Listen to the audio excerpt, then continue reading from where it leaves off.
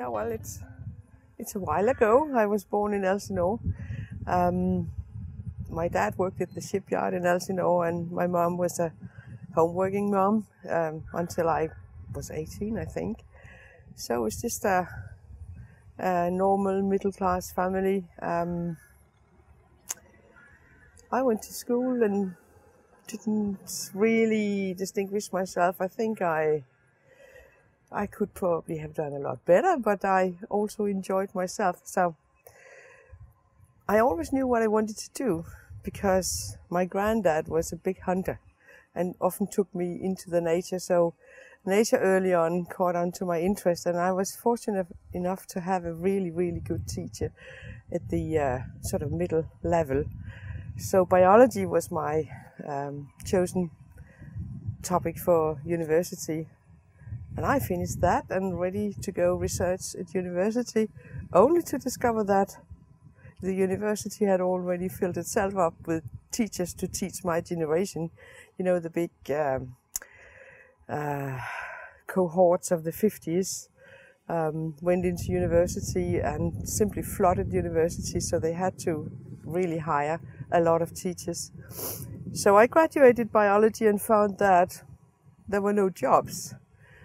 I then took vocational training to see if I could teach at high school, but having biology is just one topic. Usually they were looking for people with literature and history or biology and geography. So I only had biology. So that was not really a career choice either. So what I did, one day I saw an ad in the newspaper, and it was long-term unemployed academics sought for re-education to EDP, as it was called back then. So it's got to be me. I've been unemployed for 2 months. That's a long time.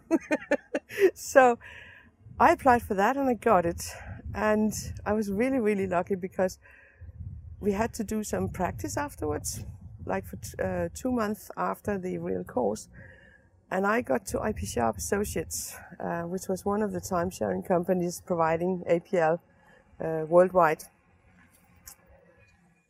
And that was just up my ball gate, because EDP, you think it's very technological and very nerdy, but really biology is absolutely the same scientific paradigm. So I felt like a fish in water getting there. And the first time I saw APL, you know, we did 1, 2, 3 plus 4, 5, 6. And it gave me 3 results, 3 numbers, which were the additions of 1 to 4, 2 to 5, and 3 to 6. And we'd been doing Fortran for quite a while. And I was pretty good at that. And I could probably have become a Fortran programmer. Only once the computer had calculated the data, I couldn't get it out.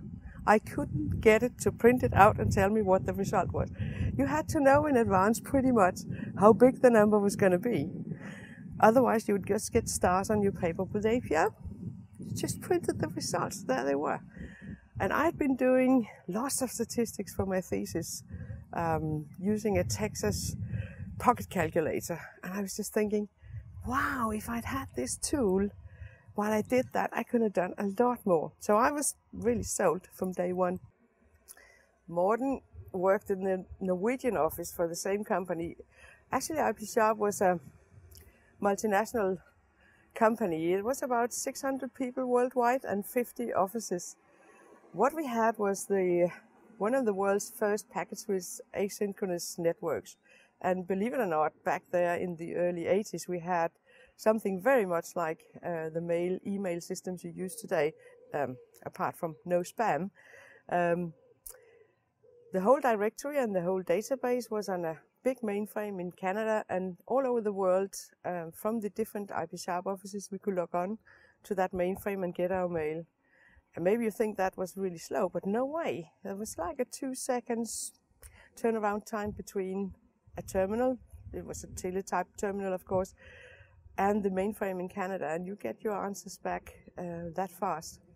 But Morten, we had this mail directory, and that's one of the things to this day I really miss, like a who is function to the email systems on the internet, because you look for somebody and you wonder what are their email address, and if you haven't found them on Facebook or anything, you would really like to be able to look them up. We could do that in those days.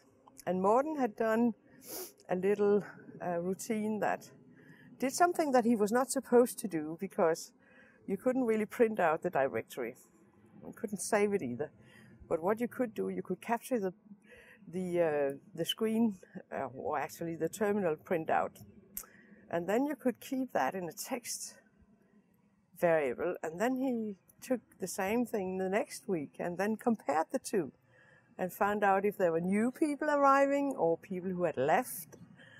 And then he found one day that a lady had arrived in the Copenhagen office, so he immediately sent a message welcoming me. And I was wondering, how did he know that? So we started talking, chatting.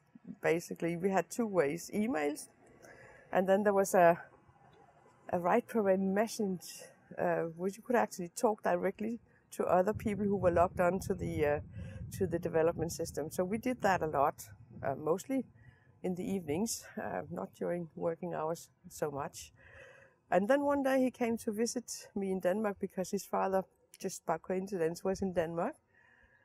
And we didn't strike it off at that meeting. And I think, had we not talked a lot on email and Messenger before that, it would have never come to anything. But we did talk, and we continued to talk the way we used to on email and Messenger after that.